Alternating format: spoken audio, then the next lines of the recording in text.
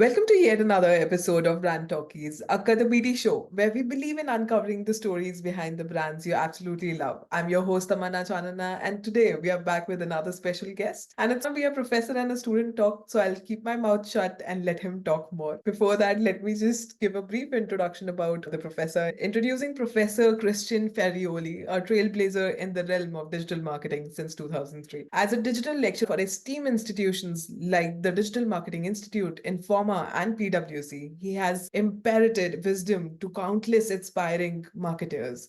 Christian's expertise has graced over 120 international conferences, including prestigious venues like Google and NASA. With a vast portfolio spanning 4 continents, Christian has trained and advised over 15,000 executives from global renowned brands such as Armani, Bear, Burj Al Arab, just to name a few. His journey includes a tenure at Oracle across Italy, Spain, and Ireland as well. Also, not stopping there, Christian is a multi-facilitated entrepreneur, steering multiple businesses and offering consulting on digital marketing strategy, digital transformation, performance marketing, inbound marketing, web analytics, and a lot more. With 12 prestigious already under his belt, including Oracle Innovation Award and Microsoft AI competition win. Launching digital marketing campaigns for major players in industries like banking, events, media, telecom, hospitality, real estate, healthcare, and pharma. His agency in Dubai stands as the agency of the future. And I know a lot of you are still wandering around Dubai, so go and meet the professor. All right, just kidding. Thank you much. That has been a great introduction. You are one of the very few that can pronounce correctly my name and surname. Christian Farioli. So kudos, very nice, very nice. And after such an introduction, I guess that your audience is going to be excited to understand what's going to happen here. Am I right? Exactly. And I'm sure this is going to be a fun conversation considering your experience and the kind of awards that you have won. I'm personally very excited what kind of new transformation you have brought into the digital marketing space. Just to give everyone another brownie point about the professor, he has written 2 amazing books, and especially this is for the pizza lovers like me. One of his books is with the title The Pizza Guide to Digital Marketing and Pizza and AI. It's available on Amazon, and I'll make sure that I add it to the show links for the ones who want to read these books. All right, fun fact, his book became a bestseller in just a month. So yes, there's a lot that is coming in house, and I don't have words to express how happy I am today to have this kind of conversation. So welcome to the show, Professor. Thank you so much for taking our time and being a part of the show. Thank you, Tamanna. It's always great to share insights with audiences, and I know that you have a very nice crowd, so looking forward to have a very nice session. Amazing. Thank you so much. So let's begin with today's episodes. Let's start by having you tell us a bit about yourself and your path in the world of marketing. Where did it all begin? Very good. Now, I come from the country of pizza, as my book say that, which is not China, which Italy would say China. And I've been running digital marketing campaigns since the year. So actually, I was probably the first person working for any Fortune 500 company to run a Google Ads campaign. This was the year again, 2003. That was 21 years ago. And it was a completely different time from today, where none have idea about how to use digital tools to help generating sales. And I was the crazy guy doing crazy things that nobody understood. And it was like that for around 7 years. Still no difference. Until one day I was at the conference and I met other crazy people like me that they were doing pretty much the same from UK, from Canada, from Australia and United States. But the days they start calling these things digital marketing. And that's where I got like a vision, and I say, this is what I'm going to do for the rest of my life. So as I can use my technology background, since I'm an IT engineer, then I move into sales. In Oracle, actually, I was in a sales department. And then I can use technology to help generating sales. So that's going to be my life sorted. And that's what I've been doing ever since. Then a few years later, I started as well teaching, because it was honestly not an easy thing to explain complex topic to an audience that had no clue about what I was talking about. People that they need to increase sales are salespeople, sales director, sales manager. I was an IT engineer, so I couldn't explain in a normal language these kind of topics. And then I realized that I'm going to find out a way to explain to everyone about this, because everyone needs to know. And that's why I became as well a public speaker and a trainer. And then I started teaching exactly digital marketing until I became one of the lecturers for the Digital Marketing Institute. For as well Informa, that is one of the leading British company for trainings and conferences, and as well for the last 8 years for PwC. So So that's finally, I was able to make my audience aware that they don't know nothing about digital marketing. Yeah. And so they need to get it. And that's how I've been selling digital marketing services ever since. Because in 2010, I set up my digital marketing company in Dubai. And so basically I'm changing hat in between teaching marketers and delivering digital marketing to clients. Amazing. That actually sounds like an Einstein for digital marketing, because you come from an era where there were people who hardly knew computers and there were people who were actually trying to inculcate these things. So it's great to see that the kind of background that you bring in on the table. I know that you have a big amount of questions ready for me, so I'm afraid because I'm sure that they are going to be tough. No, I'll take it easy, don't you? Thank you, all right. So basically, we'll start with the buzzer round. The people who usually listen to it, they know that it's always fun and engaging. So let's start with that. If digital marketing is a topic, what would it be and why? Good question. Actually, for me, digital marketing is the whole pizza. It's not a single topic. Everyone believe, I mean, most of people, they still believe that digital marketing, it's about social media because it's a good ingredient. It's a big ingredient, but it's not the only one. You can have a perfect social media strategy, but then nothing else. And then still you're going to struggling to close clients because you're missing the funnel. Or you may have a good SEO strategy with the perfect keywords ranking on top, but again, you don't have any sales because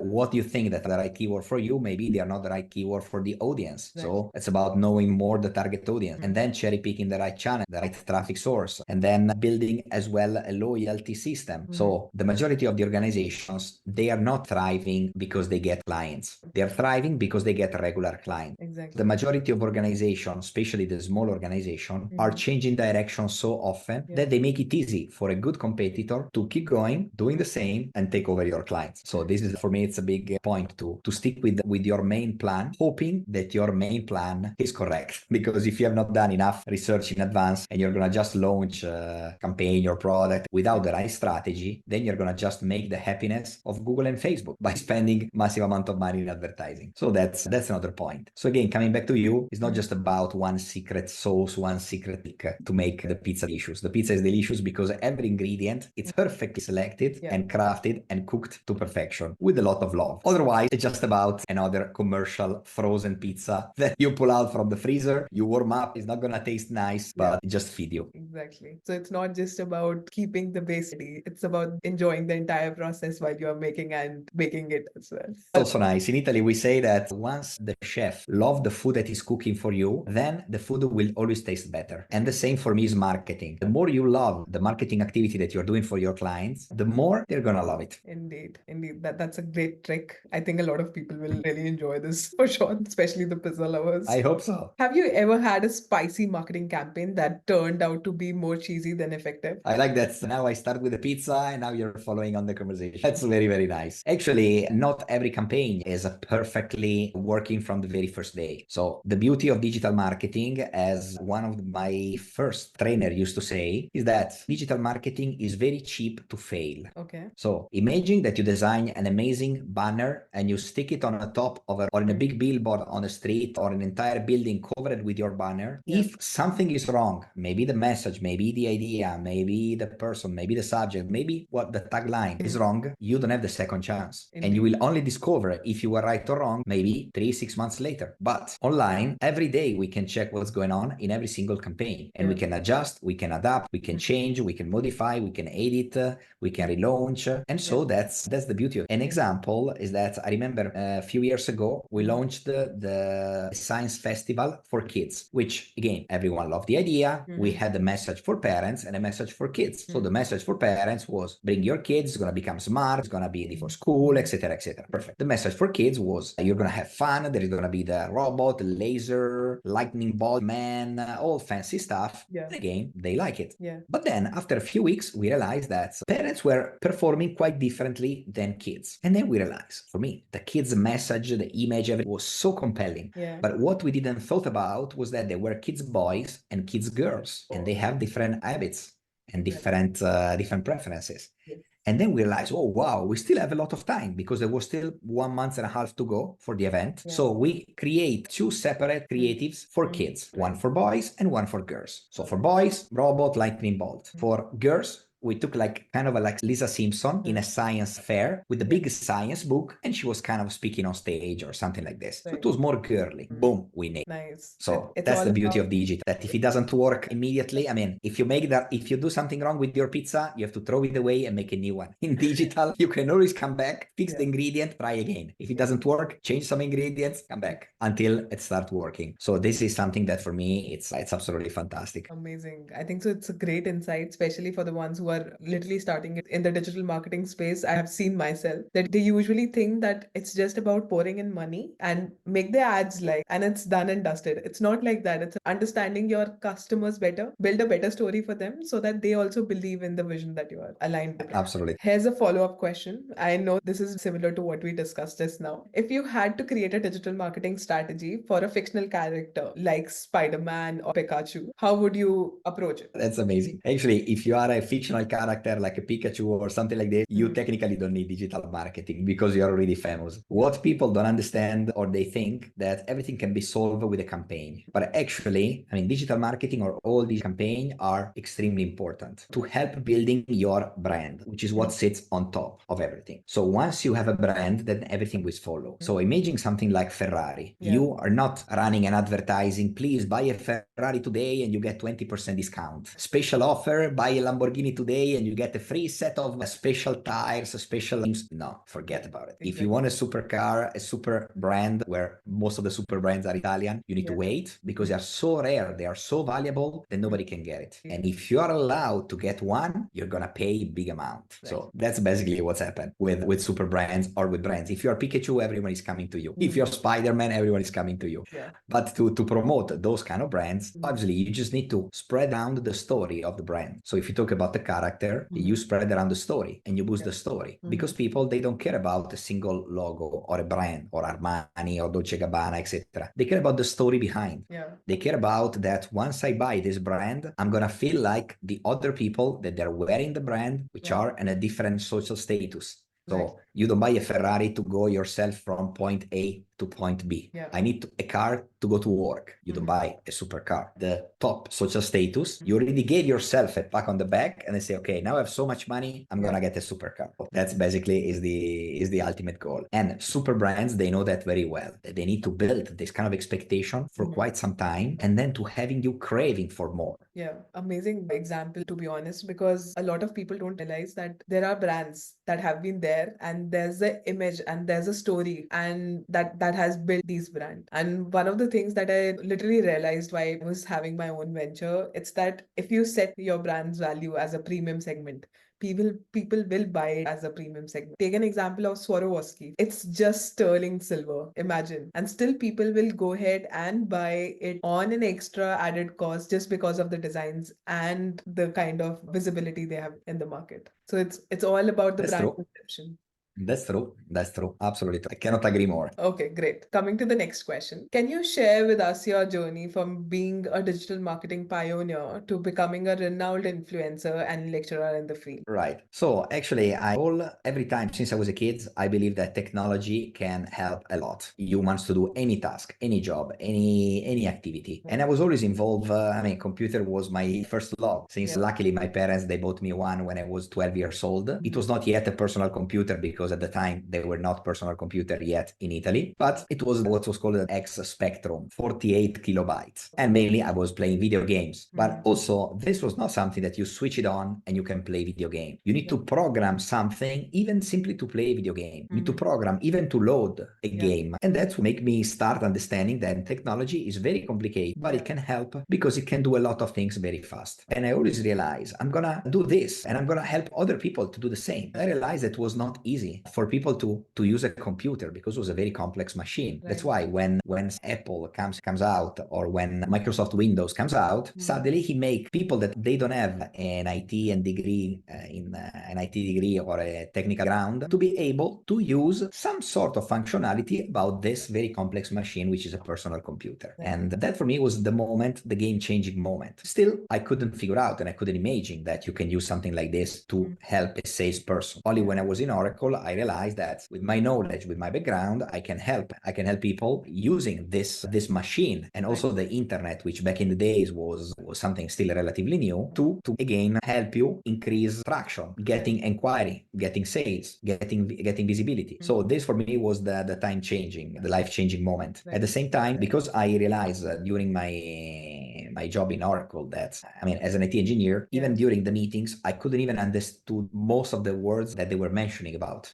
And so I did by night a master in international business to figure out what was outside of my cubicle as a salesperson, what was all about. And that I understood that the organization is much more complicated than that. A blue chip has a lot of departments, everyone has his own need, etc. And that's I started understanding as well the concept of marketing and international marketing, which until that time, marketing was one of my enemy. I always believe that marketing was the enemy of the salesperson, because a marketer doesn't know how to sell a product, has never sold a product. He studied marketing, but he never sold the product. And I was thinking, how can somebody like this pretend to know what to communicate if they never sold the product? And I discovered later that there are other things that the marketer need to know in order to prepare the sale. Because marketing is what comes before, is what prepared the client to have a conversation with the salesperson. And then the salesperson take over and he closed the sale. So this was basically connecting all of the dots, a very few dots. And then I keep adding more and more and more and more, and studying and learning more until I realized the big picture, and I start seeing the big picture. And the big picture then a few years later was called digital marketing. So it got it even more appealing to me to go into that direction, and again help even more individuals with it, and then helping more marketers, because the traditional marketing people, they had not enough knowledge about technology. The most of the things that traditional marketers were doing with computer were sending email. Eventually the creative designers were designing in Photoshop. But again, there was a whole new world behind that deserved to be discovered and deserved to be taught. That's what I move into, that and teaching and speaking at conferences, etc., etc. This has been going on for quite some time, but I believe that it was all worth, even if it took me like the first 10 years of my digital marketing career, by teaching and sharing ideas, because the world were not ready for it. The company were not ready for it. Business people were not ready for it. So I started educating them for quite some time until I got sucked in from this vortex of digital marketing activities. Right, I can imagine. So here's a follow-up question that I have. With your extensive experience, what major shifts have you observed in the digital marketing landscape since you began into? Right. The major shift that I notice is that there are too many so-called experts or gurus. And this is what makes the world a very complicated place. Because I remember that every few years, there is a new so-called guru, expert, whatever, teaching you the perfect strategy. That according to him is going to be working. And most of them, honestly, makes a lot of sense. There was one problem, that every year I saw different marketers coming out with a different idea. And as we say, every day there is always some crazy guy in the world coming out with an idea better, faster, cheaper, stronger than the previous one. Doesn't mean that's going to work forever. Maybe it's going to work for 1 year or 6 months or 2 years or 3 years. After that, new idea comes out. So for me, the revolution idea was Google itself. Google A to Z. Then people start saying, the future is SEO with Google. And I was saying, for me, SEO is not the future. For me personally, the best results I was getting it with the Google pay-per-click campaign, not with SEO. Because for SEO, would have taken me forever to get the same results that I took in few months and few years. Then it came social media with Facebook. And again, everything changed. And again, everyone started claiming that the future was going to be social media. But again, I was getting so much results out of Google, I realized, why should I bother about this social media? Of course, I've done few things. I noticed that there was a lot of work involved to get some results. But again, companies, they were not ready for it. And not ready to understand that because they think that social media is free, Facebook is free, you should get clients from the sky for free. And I was the first, again, launching Facebook campaigns to promote the major events. Again, people were thinking, you are crazy, you are paying Facebook. Facebook is free. Say, yes, it's free. But what kind of results are you getting for free? I pay a fraction, I pay a small amount, and I multiply the result by 100 until everyone started advertising in Facebook. And then the market became very crowded. Then again, it was the moment of YouTube. And again, the future are video, the future are YouTube. The majority of the traffic in internet goes on video. The future is going to be on video. And again, here again. And I realized that again, the crazy ends of video is going to be everywhere for the next 1, 2, or 3 years. And there's going to be another one later. And of course, then it came Instagram, then now is Talk, the future is TikTok, until somebody prove it wrong and they find something else. So bottom line, the real marketers, they need to be not the creative person coming out always with creative ideas, which everyone needed. but they need to come out with a KPI and points to measure the effect of what they're doing. It doesn't matter if you're distributing flyers by hand, or you organize an event and you get your clients coming over to your event, or you launch a LinkedIn campaign or something like that. So if you're always fair and you're doing your mathematics, knowing how much money are you investing and what are you getting out of it, then life will start getting a little bit easier and clear, including websites. I was working for a company from Telecom Italia. We're talking about the year 2001. So this was 23 years ago. And again, everyone believed that once you have a website, your company can reach billions of people online. And from the very first day, I was realizing it. It's technically true, but practically not true, because nobody's going to know what is your website. Everyone can go to your website, but nobody knows that you exist. And this happened way before I studied marketing, and I discovered that there are the phases. There is awareness, consideration, conversion, retention, etc. So this was my first dilemma, that even a website is not going to solve your problem. And then when I started discovering the concept of the funnel, this was like 14 years ago, in 2010, I was at a conference and I met a guy that was explaining the concept of a funnel, which is a beautiful concept. In that moment, I realized that all of the money invested in a massive website is going to go mostly vain, because when customer want to get in, they don't get into your beautiful homepage. They get into the product page, because Google is so smart that they send you to the page that you're looking for, which is not the homepage.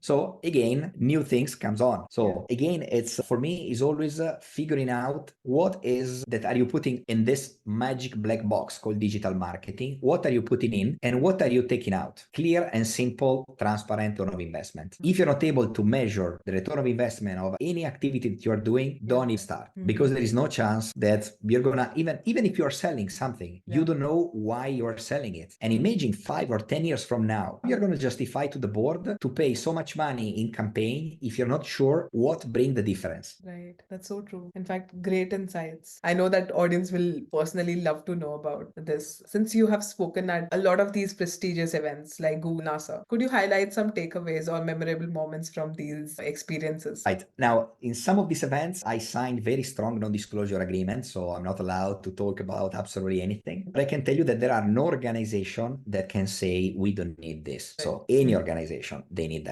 Again, some organization, they need to promote their product. For so many years, I've been hearing that digital marketing does not work for B2B. Digital marketing is only for B2C. So first of all, company they will say digital marketing doesn't work. Okay, a few years later, everyone realized that it works. And everyone say it's only for B2C. But actually in 2003, I started with Oracle, a B2B company. And most of my career I've been promoting mostly B2B services and B2B companies. So proving everyone wrong one more time. Now, when organization, they say, oh, this is not going to work for us because you have a different product, different service, we are different. You're not different. When you know everything inside out, you know exactly the path to take to get your company out there. If you're not selling, oh, we're a hospital, we're not selling anything online. Brilliant. What you have, you sell services to patients that they're looking for doctors, they're looking to fix a solution. Again, everything come back. And then I was again one of the first persons start working with the industries, with vendors. Even one of the largest German manufacturing paint, they set up the office in the Middle East and they were not getting leads. So they need to hire a massive sales force to go out and try to contact every possible client until finally they achieve to have meetings, etc., etc. That was a very long way. But again, I helped them cutting the process by studying something that even for a paint vendor company can generate leads and even generate international distributors in the region. So basically the international sales director was just traveling every month or every 3 months to meet the potential prospect to get them involved as a reseller. So there are no organization, even government organization, they think they're not selling anything. They don't need to sell. They need to have the audience, the public, aware that they have some initiative. Indeed. And they need to be aware that they are in charge of specific activity. I've been working as well with the Telecommunication Regulation Authority. And when I finally managed to ask the right question to the team, they gave me the answer. When I asked, we finally figured out that one of the goals of the Telecommunication Regulation Authority is to collect complaints. Yeah. Imagine that every organization hates complaints, right? Actually, the regulation authority won't collect more complaints, because if you have a problem with your telco operator, Right. you call the operator and they will tell you, yes, sorry, we're going to fix it soon, and nothing happened. Right. But if you go to the regulator are going to push on the operator to fix your problem. Right. So things happens much better, and the telco operator is going to be able to offer a better service, and the regulator is going to be able to prove that one country is better than another in that specific sector. And actually, the telco regulator of United Arab Emirates proved that the telecommunication sector in UAE has been ranked best in the world. This was the job of the regulator, aside of collect complaints and giving fines to the operators, stuff like this. But again, this is something that none in a normal organization, a normal government organization could have thought. Why do we need digital? Why do we need digital marketing? But again, that's why they need a consultant that help them understand what can be done. Not simply, oh, I have a problem, I need a solution, and I find a solution for them. But even in an open chat, like what can be done? What do you think are the best practices for a company like ours, for an industry like ours, for an agency like ours, for a government like ours, for oil and gas? I've done session for the leadership team of the largest oil and gas companies, even teaching them how to use how the leaders of the organization can use artificial intelligence to improve their company, to improve the satisfaction of their employee. So to improve a lot of things. But this is something that if you don't know that there is a problem, you don't know how to solve it, right? So sometimes my job is to highlight some possible scenario, some possible challenges in specific industry, and then help the industry or the organization to figure out what can be done. The points that you shared are really valuable, especially the examples that you shared with us with the telecom industry. So I have a follow-up question for you. Your agency in Dubai has been recognized as the agency of future. What innovative strategies do you believe set it apart from today's competitive market? Since you know that the competition is damn high, especially in the digital marketing space, and everyone is talking about it. We would really love what exactly is the differentiation that you're trying to build with yours. Right. Now, most of companies expect from an Italian like myself that we are extremely creative, which in fact, to be honest, we're not extremely creative. I know personally some creative person in Italy that are beyond imagination on another level.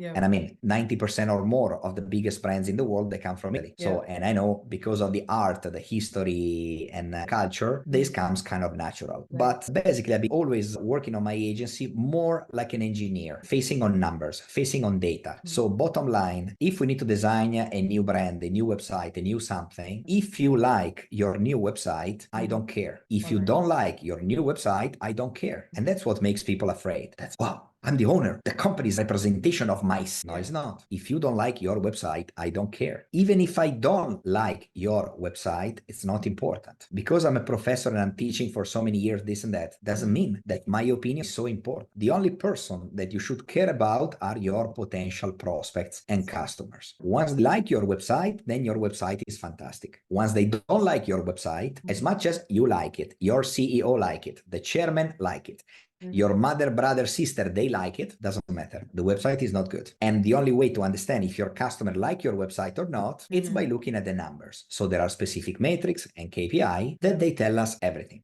Even they tell us if people are calling you or not, they're making phone calls or not. And it happens. So with some clients, when we go into huge works, we ask how you're getting inquiries. And I say, what do you mean? How are you collecting inquiries? So we have a receptionist. What time the receptionist is working? From morning in the 9 until 3 o'clock in the afternoon. What about after? After, what do you mean? Then 1 hour later, the office closed. Okay. And I say, if you're willing to use this kind of budget to run this kind of campaign, one receptionist is not going to be enough. So either you need to hire more or outsource your inbound team to a call center that can handle inquiry. And once I remember the discussion with the CEO, they were, are you crazy? What do you mean? I mean, we're working for a few years and we get few calls a day, not many. If you're looking to step up and to change a gear into getting real serious inquiries, you need to have somebody that can handle those inquiries. Otherwise, at the end of 1 or 3 months, you're going to complain that the campaign doesn't bring you results. Exactly. Because I'm not responsible for what's happening inside your company, but I can advise you on what you should do in order to handle the amount of inquiries growing. And then do you have a proper customer relationship management, a CRM in place? If not, You should, because you need to be able to verify the efforts. Right. You invest some money, you want to know the return, real return, not the fancy return at the year. Let's see how much is the revenue this year. Oh, the revenue went up, we are all good. Yeah. Doesn't work like this. So that's, for me, it's very, very, very important. Again, to follow up the customer journey way beyond standard marketing way, but where it started before, where the customer start thinking potentially at the problem that you can solve, and it finish when the customer pay the money to you. B2B or B2C, same story. Amazing. Are there still people who are still struggling with something like this? I'm just wondering about it. Yes, yes. And then sometimes we do a test. We even call the client and see out of 10 call, how many times they reply. Oh. Because we put even trackers on our campaign, and I can even tell you at the end of the week, at the end of the month, how many phone calls you got from our campaign. And if you got those phone calls, but nobody answer, or people are in lunch break and they don't answer, I cannot be blamed. But at the same time, if you don't make a return, you're not gonna renew the contract with me. So I need to always prove myself, but I'm giving you every possible tool to do as well your job better. Right. I think you are more of like a relationship building agency rather than just getting the work done. So it's great. We call ourselves growth partners, because at the end of the day, I'm the one, I mean, if you pay me, I'm the one advising you on what is the best that you should do to get results. So it's like you go to the doctor and you tell the doctor, doctor, have a day, give me this medicine. And the doctor says, so why you come to me? Go to the pharmacy and buy the medicine. Why you need me? So if you go to the doctor, you expect that the doctor, they ask you question, they check on you, they make an X-ray or something like this, and then they tell you exactly what you need.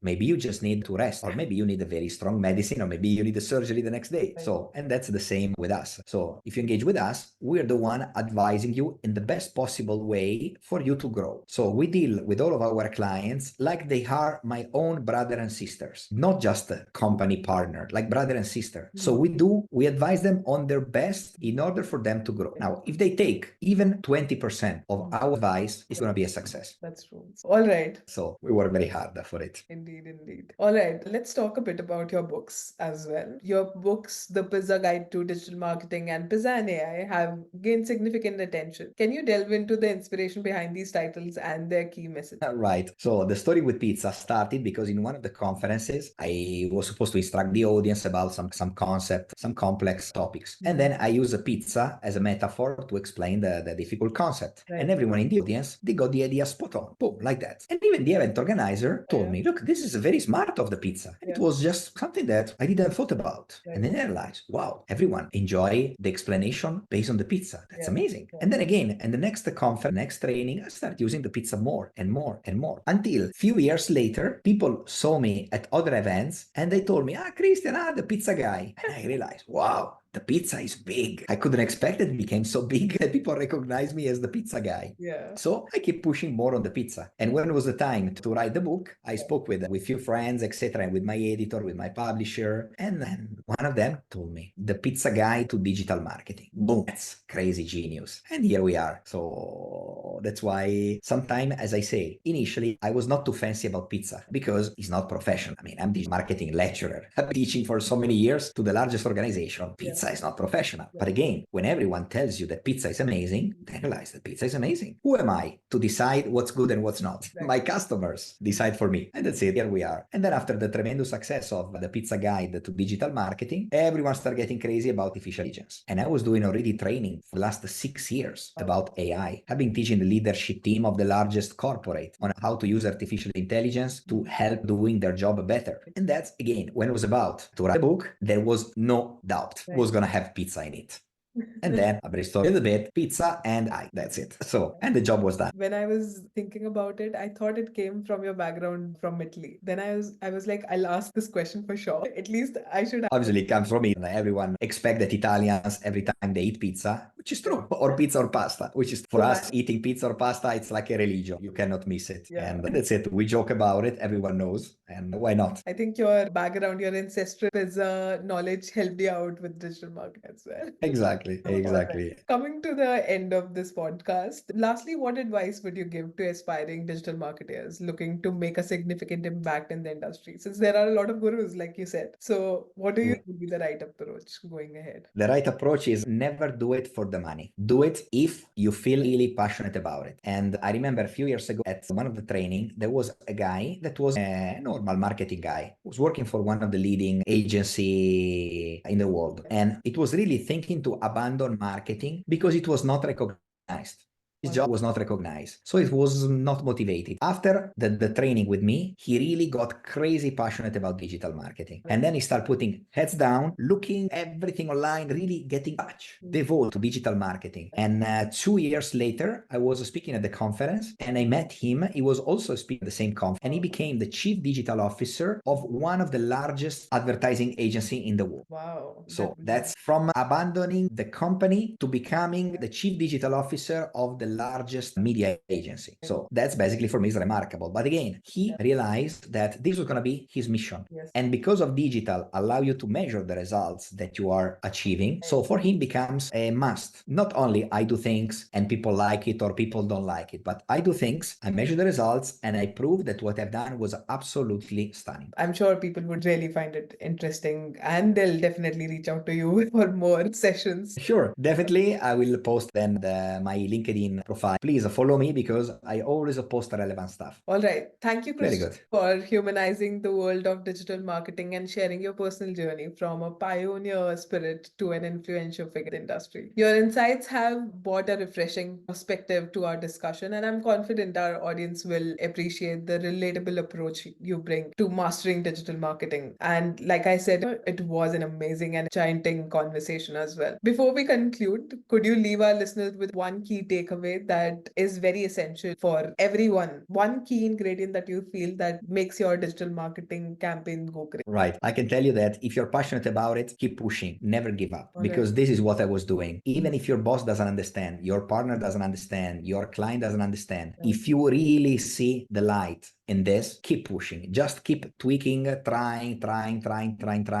Because as I say, failing in digital marketing is very cheap. So you're not gonna create a massive damage. Allocate a small budget, a small portion of any digital marketing activity that you're doing into absolutely crazy trial and error. Something that nobody, not even yourself, knows what's gonna be the outcome. But if you dedicate 5% or 10% of that budget, you're not gonna die. But believe me, so many times you're gonna get shocked and surprised by the results you can get with a small budget doing something completely different than what we've been always doing. And then so it's worth definitely experimenting. That's my biggest takeaway. This is one of the great insight that I have heard so far in the digital marketing space. So, Nice, I'm glad. yeah, listeners, I hope you have been inspired with Christian's journey. And don't forget to follow him on in and go ahead and read his books as well, because there's a lot of knowledge like we had in this conversation as well. As we look forward, let's remember that behind every digital marketing campaign and strategies, there are real people, real needs. We eagerly anticipate the innovative ways Christian will continue to champion his human-centric approach in the digital space. Thank you so much once again, Christian, for coming up on the show. You're welcome, Tamanna. It's been great sharing the knowledge with your listener and looking forward to have more chats in the future. Indeed, indeed. It was a pleasure, and I'll make sure that we have more such conversations. Stay for more captivating discussions on the BT Show as we explore the intersection of humanity and marketing. And don't forget to catch up your favorite BT Show on your preferred audio platforms like Spotify, Apple Podcasts, Google Podcasts, Amazon Music. Plus, we are now available on YouTube as well. So go ahead and hit the subscribe button and have fun. Until next time, let's embrace creativity and shape the future of the world. From all of us at Brand Talkies, stay tuned. Sayonara. Thank you. Have a wonderful day.